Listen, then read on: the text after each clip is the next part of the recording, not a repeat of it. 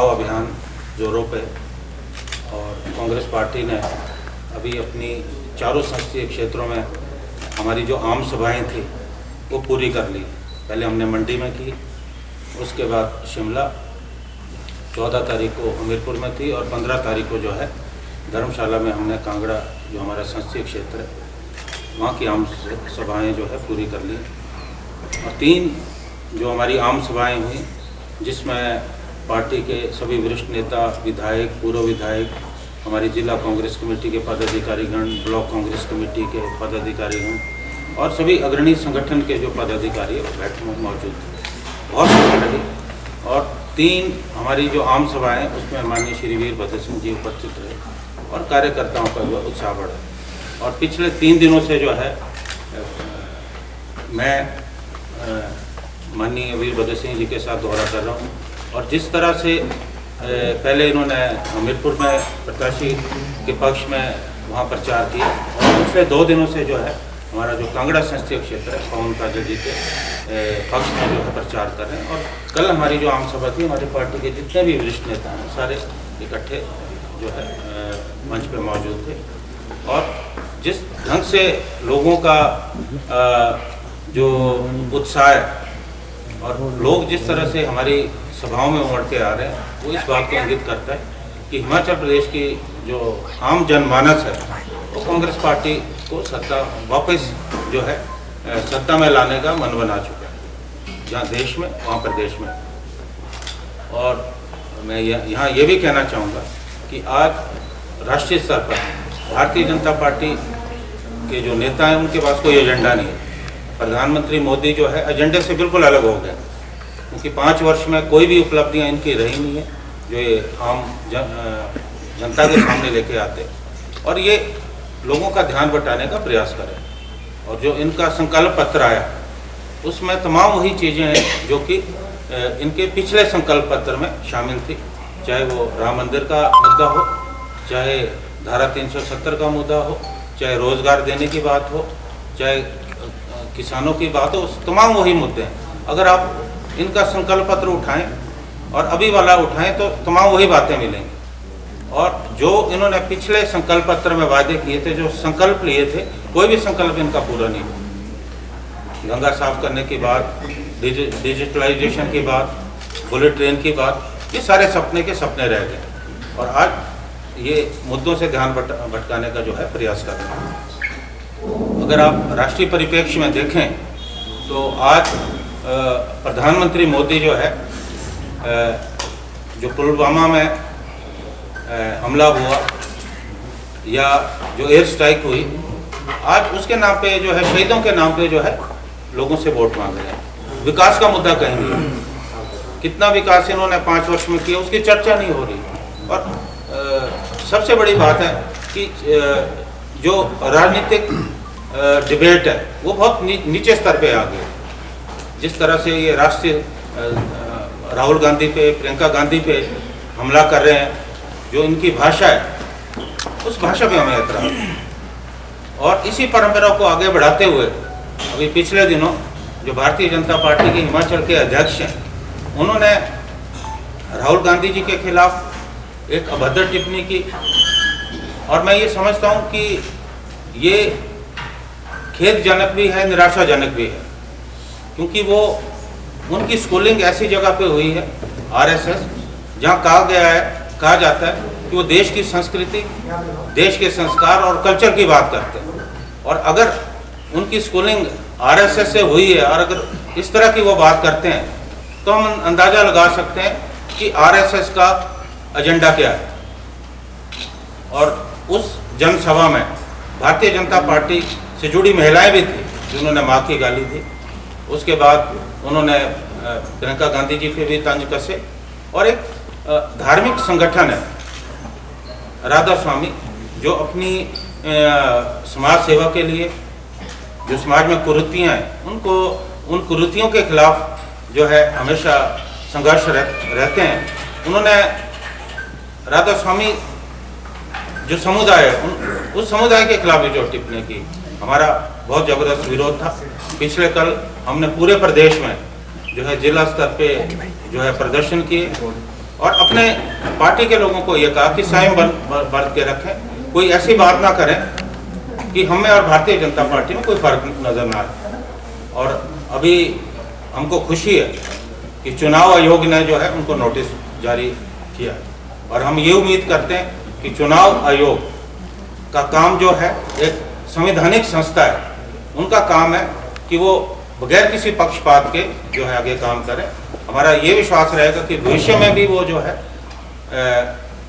निष्पक्ष होकर काम करेंगे। लेकिन उन्होंने नोटिस किया, लेकिन भारतीय जनता पार्टी की तरफ से कोई भी अभी जो है कोई भी जो है प्रतिक्रिया नहीं आई है। हम ये अपेक्षा कर रहे थे कि भारतीय जनता पार्टी के जो राष्ट्रीय अध्यक्ष हैं और इनके जो हमारे जो प्रदेश के मुख्यमंत्री हैं वो भी कुछ बोलेंगे, लेकिन वो कुछ नहीं बोले। हमको ये लगता है कि कहीं ना कहीं जो उन्होंने बयान दिया, जो आपत्तिजनक अश्लील टिप्पणी की, उसमें उनकी पार्टी का और प्रदेश के मुख्यमंत्री का भी समर्थन था, ऐसा हमको लगता है। क्योंकि कोई भी इस तरह का जो है उनकी अभी इस बयान के खिलाफ जो है प्रतिक्रिया नहीं आई है। और मैं ये कहना चाहूँगा कि इस वक्त हिमाचल प्रदेश में कांग्रेस पार्टी इकट्ठी है, एकजुट है और हमारा जो चुनाव अभियान है हिमाचल में वो माननीय श्री वीरभद्र सिंह जी के नेतृत्व में सफलतापूर्वक चल रहा है। और आपने देखा होगा कि आज कांग्रेस पार्टी एक आक्रामक अंदाज से जो है अपना चुनाव प्रचार कर रही है। मैं यहाँ ये भी कहना चाहूँगा कि हालांकि मुझे बने 2.5 महीने हुए और मेरा दूसरा दौरा है चंबा का, और मैं अपने सभी पार्टी के वरिष्ठ नेताओं से, अपने सभी साथियों के सहयोग से जो है संगठन को आगे बढ़ाने का प्रयास कर रहा हूँ, सबको विश्वास में लेने का प्रयास कर रहा हूँ। और मैं ये समझता हूँ कि इसी के चलते सभी नेताओं के आशीर्वाद और समर्थन से आज कांग्रेस पार्टी सक्षम है कि हम इनको चारों जो संसदीय क्षेत्र है वहाँ पराजित करेंगे। 2 संसदीय क्षेत्र में पहले इन्होंने प्रत्याशी बदले, हालांकि इनकी कोर कमेटी की जब बैठक हुई थी उस वक्त इन्होंने निर्णय लिया था कि हम 4 जो वर्तमान सांसद है उनको हम चुनाव मैदान में उतारेंगे। लेकिन ना जाने बाद में क्या हुआ कि 2 जो हमारा कांगड़ा है और शिमला, दोनों संसदीय क्षेत्र से उन्होंने प्रत्याशी हटाए। मैं तो ये कहूँगा कि BJP has considered defeat in both parliamentary areas, Shimla and Kangra. क्योंकि शांता कुमार जी तो खुद चुनाव लड़ना चाहते थे, लेकिन क्या कारण है ये इनका अंदरूनी मामला है। और चारों संसदीय क्षेत्र में इस वक्त कांग्रेस पार्टी मजबूत में, और हम जो है चारों सीटों पे भारतीय जनता पार्टी को चुनाव में परास्त करेंगे। और अभी मैं ये कहना चाहूँगा कि अभी कुछ दिन पूर्व 2 या 3 दिन पूर्व जो है 1 सीमेंट के जो बोरी के दाम है वो 30 रुपये बढ़ गए, और चुनाव के मौके पे ये दाम बढ़ना हैरानी की बात है। और मुझे ये लगता है कि कहीं ना कहीं जो हिमाचल में सीमेंट कंपनियां हैं, कहीं ना कहीं भारतीय जनता पार्टी की जो है उनसे सांठगांठ है। क्योंकि चुनाव के समय में 30 रुपये बढ़ना बड़ी बात है। हम ये बोलते हैं इस निर्णय को जो है भारतीय जनता पार्टी को, हिमाचल सरकार को जो है वापस लेना चाहिए। इसलिए करें कि कांग्रेस ने चंबा के लिए बहुत कुछ दिया। आज चंबा में जो तरक्की के काम हुए कांग्रेस के शासनकाल में हुए, श्री वीरभद्र सिंह जी के शासनकाल में हुए। चंबा के साथ जो है कभी भेदभाव नहीं किया गया और चंबा को कांग्रेस ने हमेशा तरजीह दी। जब भी कांग्रेस पार्टी सत्ता में आई है, चंबा से कैबिनेट में वरिष्ठ मंत्री रहे, ठाकुर सिंह भरमौरी जी रहे, श्रीमती आशा कुमारी जी रहे, श्री हर्ष महाजन जो है वरिष्ठ मंत्री रहे। और अभी भी कांग्रेस पार्टी ने जो है तरजीह दी है, पार्टी के वरिष्ठ उपाध्यक्ष हैं और राष्ट्रीय स्तर पे कांग्रेस कार्य समिति की सदस्य श्रीमती आशा कुमारी। तो इसलिए चंबा की जनता इसलिए वोट दे कि चंबा के लिए कांग्रेस ने हमेशा किया है, संगठन के तौर पे भी किया है, लोगों के लिए भी किया है। और आज मुझे अफसोस है कि भारतीय जनता पार्टी की प्रदेश में सरकार है, सिर्फ एक डिप्टी स्पीकर दिया है। चलो आप बोल रहे हैं कि भी चंबा के लिए कांग्रेस ने बहुत सारा कुछ किया है, लेकिन पूर्व जो सांसद रहे हैं आप वो यहाँ के बजट को कांग्रेस में खर्च कर दिए, लाडा के पैसे। बिल्कुल नहीं, ऐसा कभी सर हमने आरटीआई ली थी। अच्छा, एक मुझे और कहना चाहिए। आरटीआई में ये बताया था कि सांसद जो चंद्र कुमार थे वो ज्वाली के लिए लाडा से 75 लाख रुपया ले गए थे और वहाँ उन्होंने स्कूल कोई भवन था वहाँ निर्माण किया था। ये आरटीआई की इन्फॉर्मेशन है, देखिए ये हम नहीं बोल रहे। इस समय तो वो चुनाव नहीं लड़ रहे, तो इसलिए अब ये बात जो सर मुझे लगता है आज के संदर्भ कांग्रेस और मुझे मालूम ही नहीं है नहीं, अगर सर अगर हमारी इन्फॉर्मेशन सही निकली नहीं, वी आर नॉट अवेयर। नहीं सर, अगर आप जांच करते हैं, इन्फॉर्मेशन हम प्रोवाइड करवाते हैं, तो क्या सबसे पहले चंबा को वो 75 लाख रुपया वापस करेगी कांग्रेस? देखिए, हम चंबा के लिए विकास करेंगे। विकास में पहले भी कोई कमी नहीं रही। प्रदेश स्तर पर फिर से मैं दोहराना चाहता हूँ कि चंबा का जितना विकास हुआ है वो माननीय श्री वीरभद्र सिंह जी के मुख्यमंत्रित्व काल में संभव हुआ है। और हमारे जो ये प्रत्याशी हैं जमीन से जुड़े व्यक्ति हैं, एक आम आदमी है, आम आदमी की भाषा समझते हैं और इनका पूरा प्रयास रहेगा ये हर जगह जाके ये बात करें कि चाहे भले ये कांगड़ा क्षेत्र से, लेकिन चंबा के विकास में ये कोई कमी नहीं रखेंगे और जो इनकी सांसद निधि है उसका ठीक से वितरण होगा। यहाँ मैं एक बात और भी पूछना चाहता हूँ कि आपने ठीक है कि आरटीआई की इंफॉर्मेशन ली, आपका अधिकार है। हम आपकी इस चिंता को समझते हैं, प्रशंसा करते हैं, लेकिन अच्छा होता कि आप आरटीआई में ये भी इंफॉर्मेशन लेते कि माननीय श्री शांता कुमार जी ने जो सांसद निधि से पैसा लिया चंबा में कितना खर्च किया, वो भी मैं अगर आप लाते तो हमको बहुत अच्छा। सर सांसद की तो इच्छा है ना पैसा देना, लेकिन लाडा का पैसा तो चंबा का था, वो नहीं ले जा सकते। उस बारे में मुझे जानकारी नहीं। अच्छा, दूसरा सर जो आपने बोला कि चंबा जिला का बड़ा विकास हुआ है, असलियत ये है, सरकारी आंकड़े बोलते हैं कि आज़ादी से पहले चंबा पूरे देश का मॉडल शहर था। आज़ादी के बाद चंबा आज देश के 115 पिछड़े जिलों में शामिल हो गया है। तो ये विकास की उल्टी गंगा कैसे बहेगी सर? नहीं, देखिए मुझे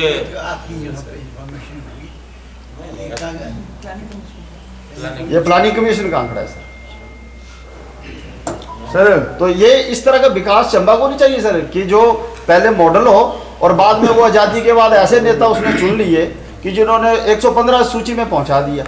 तो चंबा की जनता आज का जो ज्वलंत इशू है चंबा जिला में, आप जिले की बात कर रहे हैं सर जिले की, ये जिले की बात है सर पूरे जी। ये तो हो ही नहीं सकता कि विकास नहीं हो। सर ये प्लानिंग कमीशन का आंकड़ा है कि बैकवर्ड में हम 115वां जिले में शामिल हैं, स्टेट में 12वें जिले में हम और पूरे नेशनल में हम जो 115 जिले में है शामिल। तो ये कैसे विकास हो गया सर? नहीं, आप ये मैं ये भी कि पिछले 5 वर्षों में 5 वर्षों से तो भारतीय जनता पार्टी सत्ता में। सर कांग्रेस तब तो बीजेपी ये बोलती है कि 70 साल से कांग्रेस है, हमें जिम्मेवार नहीं। ये तो आप ही बात कर रहे हैं सर, हम 5 और 15 की बात नहीं कर रहे हैं, हम बोल रहे हैं 70 सालों में जिला चंबा 115वें स्थान पर पहुंच गया, ऐसा क्यों? देखिए, इन 5 वर्षों में केंद्र में भारतीय जनता पार्टी की सरकार थी। अभी फोकस हम इस पे करें और पिछले 1.5 वर्षों से जो हिमाचल में भारतीय जनता पार्टी की सरकार है। केंद्र सरकार ने यहाँ के लिए क्या मदद की और शांता कुमार जी जो सीमेंट प्लांट लाने की बात कर रहे थे उस पर क्या हुआ? हम ये कहना चाहते हैं कि जो इन्होंने वायदे किए ये ठीक है, आपने जो कहा ये डिबेट का इशू हो सकता है, हम इस पे करेंगे, निश्चित तौर पे करेंगे। अगर ये प्लानिंग कमीशन के आंकड़े आए तो ये गंभीर है, हमको इस बारे में चर्चा करनी चाहिए। लेकिन आज चर्चा लोकसभा चुनाव की है, आज चर्चा भी जो संसदीय चुनाव है उसकी चर्चा है। हम ये भी कहना चाहते हैं कि जो हमारे पूर्व में यहाँ सांसद रहे उन्होंने क्या किया, या केंद्र में भारतीय जनता पार्टी की सरकार थी, या 1.5 वर्ष में जो है यहाँ का क्या विकास हुआ, हम उसके बारे में भी जो है जाके चर्चा करें। सर इस बार जो लोगों की पहले चंबा लोगों की डिमांड थी कि चंबा सीट के लिए जो चंबा का ही कैंडिडेट होना चाहिए था। बीजेपी ने तो इस बात को फॉलो, क्योंकि वो ज्वाइन भी हैं चंबा के और मूल रूप से धर्मौर के रहने वाले हैं। तो चंबा की अगर सीट मिलती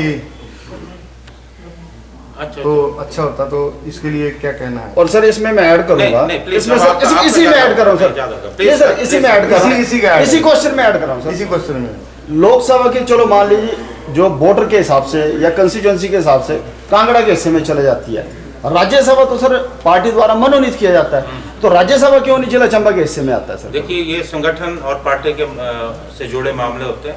इसके बारे में मैं कोई टिप्पणी नहीं करना, ये मेरे क्षेत्राधिकार में नहीं आते। और इसके बारे में माननीय श्री वीरभद्र सिंह जी मुख्यमंत्री भी हैं तो वो भी नहीं कर सकते, क्योंकि ये क्षेत्राधिकार राज्यसभा का जो है। चंबा की बात कौन करेगा? सर ये बात चंबा की बात कौन करेगा? देखिए चंबा की बात क्यों नहीं हो रही, ये महत्वपूर्ण मंत्री रहे। नहीं सर, राज्यसभा की बात हो रही है। देखिए भविष्य में क्या होता है, लेट्स सी।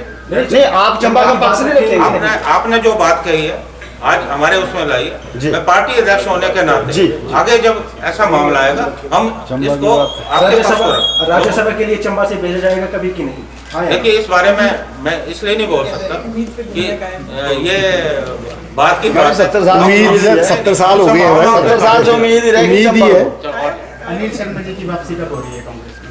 देखिए अनिल शर्मा जी जो है अभी उन्होंने त्याग पत्र दिया मंत्री पद से, अभी वो भारतीय जनता पार्टी के सदस्य हैं, विधायक हैं, और आने वाले समय में राजनीति क्या मोड़ लेती है उसके बारे में हम कह नहीं सकते, लेकिन अभी उन्होंने त्याग पत्र दिया और वो अपने पुत्र के लिए उन्होंने कहा है कि मेरे लिए परिवार पहले, बाकी बात है तो कांग्रेस का क्या नजरिया रहेगा जी अगर वो आते हैं कांग्रेस के लिए बोलते हैं मुझे कांग्रेस में दिया जाए, तो कांग्रेस पार्टी का क्या नजरिया रहेगा? देखिए अगर वो कांग्रेस पार्टी में आते हैं, क्योंकि उनके पिताजी और बेटा तो उनको तो हमने टिकट दिया, आते हैं तो हम स्वागत निश्चित तौर पर स्वागत करेंगे। सर एक सबसे बड़ी बात है जी कि सीमेंट प्लांट की आपने बात की, सीमेंट प्लांट को लेके चाहे कांग्रेस रही है चाहे बीजेपी रही है, पूर्व सांसद रहे हैं अपने चंद्र कुमार ने, उन्होंने भी बड़े दावे किए, शांता कुमार जी ने भी किए, पर ये लग नहीं रहा है कम से कम 70 साल तो हो गए। शांता कुमार जी ने आरोप लगाया था सर, जब कांग्रेस की गवर्नमेंट थी,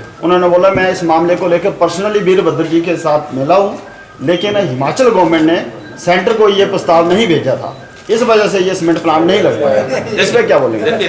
देखिए बोला, देखो मैं इसको डिनाई करता हूँ, क्योंकि देखिए वो ला नहीं पाए। अगर उनकी मंशा होती तो सीमेंट प्लांट आता। और अभी तो भारतीय जनता पार्टी की दिल्ली में भी सरकार है, हिमाचल में सरकार है, 1.5 वर्ष में क्या, लगभग 1 वर्ष का जो समय हुआ उसमें उन्होंने क्या पाग उठाया? शांता कुमार जी बताएं। कि अगर जब इसका अवार्ड हुआ था, ये लार्सन एंड ट्यूब्रो को हुआ था, लार्सन एंड ट्यूब्रो ने जब सीमेंट प्लांट नहीं लगाया तो तत्कालीन धूमल साहब की सरकार ने ये जेपी इंडस्ट्री को दे दिया। जेपी इंडस्ट्री ने तय समय सीमा में ये नहीं लगाया, तय समय सीमा में जब नहीं लगाया तो एक सुंदरनगर का प्लांट और एक ये चंबा का प्लांट, ये दोनों हैं, दोनों प्लांट जो है ये हिमाचल सरकार ने कैंसिल कर दिए और नई निविदाएं मंगाई। जब ये नई निविदाएं मंगाई उस वक्त केंद्र में नई सरकार बन गई, ये जो वर्तमान सरकार है, और इन्होंने माइनिंग पॉलिसी चेंज कर दी। जब इन्होंने माइनिंग पॉलिसी चेंज की तो इन्होंने ये शर्त लगा दी कि अब सीमेंट प्लांट जो है आवंटित नहीं होंगे, अब सीमेंट प्लांट के लिए ग्लोबल टेंडर लगेंगे। तो ग्लोबल टेंडर लगाया, इसमें जो जेपी कंपनी है ये कोर्ट में भी गई, कोर्ट से भी उनको स्टे नहीं मिला, आज भी कोर्ट में केस चल रहा है, उनको स्टे नहीं मिला उनको। वो तो नेचुरली हमारी ही सरकार थी, वीरभद्र जी की सरकार थी जिसने ग्लोबल टेंडर फ्लोट किया, और उस टेंडर को फाइनलाइज करने में ये नाकामयाब है। ये 2 बार ग्लोबल टेंडर ये वर्तमान जो हिमाचल की सरकार है लगा चुकी है, दोनों बार कोई बिडर नहीं आया, एक भी किसी ने बिड नहीं की, क्योंकि इन्होंने जो शर्तें जिस तरह की बनाई हैं वो किसी भी कंपनी के लिए दे आर नॉट, हाँ मतलब कोई सीमेंट प्लांट लग ही नहीं सकता, ऐसी शर्तें रखी हैं। हमने विधानसभा में भी ये इशू उठाया, मैंने और मुकेश अग्निहोत्री जी ने, और वहाँ पे भी उन्होंने ये जवाब दिया कि नहीं हम इन शर्तों का सरलीकरण करेंगे। सबसे पहले तो हमारी ये मांग थी कि अगर ये वाकई ही इसको बनाना चाहते हैं और स्टेट गवर्नमेंट इसके बारे में सीरियस है, 36 किलोमीटर की तो सड़क बननी है, अगर सीकरी धार का वो बनना है तो कम से कम सड़क का DPR तो बनाए। और जब से मुझे टिकट हाईकमान ने दिया था, और काफ़ी जब छोटे छोटे होते थे चंबा में सीमेंट प्लांट को लेके बड़ी बड़ी बातें होती थी, तो मैंने स्टेटमेंट दी है अगर राहुल गांधी जी प्रधानमंत्री बनते हैं और यहाँ से चंबा वासियों का मुझे आशीर्वाद मिलता हूँ तो मैं पूरा प्रयास करूँगा चंबा का सीमेंट प्लांट जो है इसको खिलाने का पूरा मैं प्रयास करूँगा, मैंने कहा है और मैं कायम भी हूँ।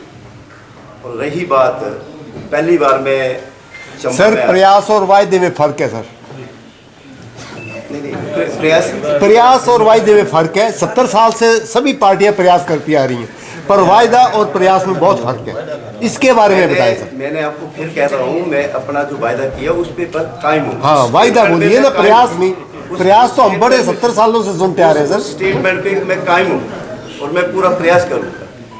मैं हर जनसभा में जहाँ भी जा रहा हूँ कि जो मैंने बोला है, मैंने कहा, उस पर मैं कायम हूँ और मैं पूरा प्रयास करूँगा। लोग कहते हैं कि आप मिस कॉल विधायक हैं, तो क्या ऐसा है। सांसद बनने के बाद भी आप मिस कॉल मैंने जहाँ से मैं जीता हूँ, 2 बार विधायक हूँ, वहाँ की जनता युवा शक्ति मेरे को मिस्ड कॉल मारती है और मैं बैक कॉल जवाब देता हूँ। अगर मुझे यहाँ से दिल्ली का रास्ता मिलता है तो मैं एक आम आदमी हूँ।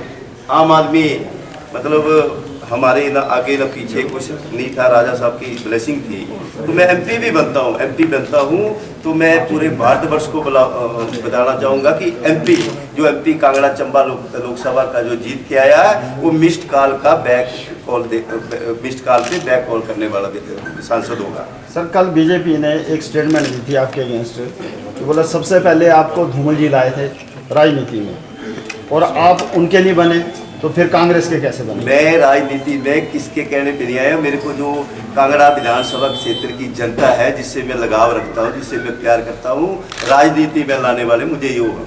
मैं 2012 में दलगत राजनीति से ऊपर उठकर जनता ने मुझे आशीर्वाद दिया था, जनता ने आशीर्वाद दिया था। और उसके बाद जब सरकार राजा वीरभद्र सिंह की बनी तो राजा वीरभद्र सिंह की जो मुझे ब्लेसिंग मिली, और मैं वहाँ पे जो कांगड़ा विधानसभा क्षेत्र से जो पिछले 60-70 वर्षों से विकास नहीं था, मैंने वो कराया। राजा साहब ने 5 सालों में एज ए इंडिविजुअल बढ़ाए, तो मेरे को 2 कॉलेज दिए, ITI, सब एम्प्लॉयमेंट एक्सचेंज और भी कई काम किए। तो जनता ने मुझे द्वारा आशीर्वाद दिया। जब मुझे कांग्रेस की टिकट मिली तो मैं 10,000 गेन करके ज़्यादा वोटों से जीत कर आया। और मैं वादे लेके नहीं आया, मैं इरादे लेके आया हूँ। चंबा के लिए आपकी क्या प्रमुख एक चंबा वासियों को, जो भी कांगड़ा से चंबा लोकसभा का जो प्रत्याशी होता है, जब वोटों की बारी आती है, जैसे मैं आज आया हूँ, सबसे आशीर्वाद लेने आया हूँ, तो मैंने उनसे ये वादा करके जा रहा हूँ कि चंबा के जो जनता है, चंबा की जो जनता है, जो पहले वादे हुए पे वोट लेने आते हैं और 5 साल उनके दर्शन नहीं होते, चंबा को 1 साल में मैं 2-3 चक्कर लगाऊंगा अगर मैं सांसद बना तो। और जिस उम्मीद के साथ चंबा की जनता मुझे आशीर्वाद देगी, उस उम्मीद के साथ मैं पूरा खरा उतरने की कोशिश करूँगा। सर राठौर साहब से एक प्रश्न है सर, हाल ही में कांगड़ा से एक बयान निकला है मनकोटिया जी से। उन्होंने कहा कि कांग्रेस पार्टी में कुछ काली भेड़ियाँ जो इस बार इलेक्शन में नुकसान पहुंचा सकती हैं। सर इसके बारे में आप बताएं। देखिए, मुझे इसकी जानकारी नहीं है, लेकिन मुझे उस पर कोई टिप्पणी नहीं है।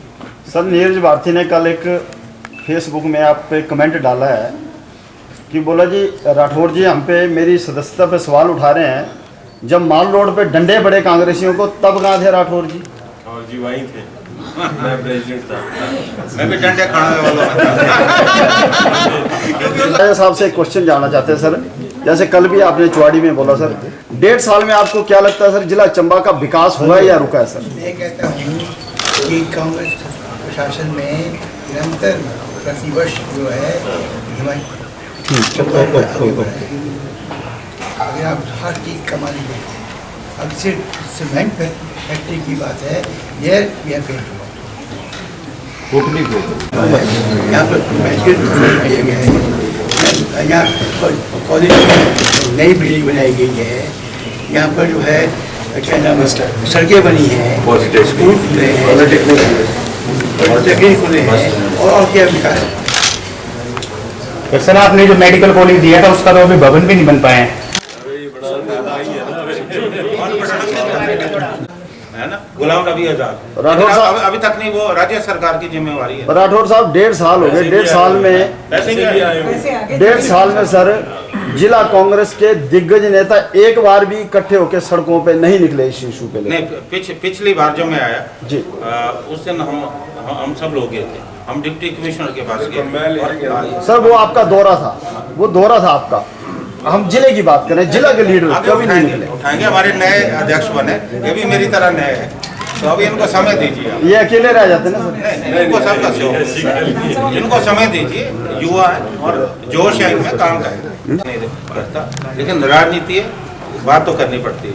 अभी जो जिनको अभी टिकट आवंटित हुआ है, टिकट दिया भारतीय जनता पार्टी ने, वो कितने सक्षम मंत्री हैं, इस बात से अंदाजा लगाया जा सकता है कि पहली बार हुआ कि जो स्कूल में बच्चों को वर्दियां देनी थी वो भी दे नहीं पाए, 2-2 दिन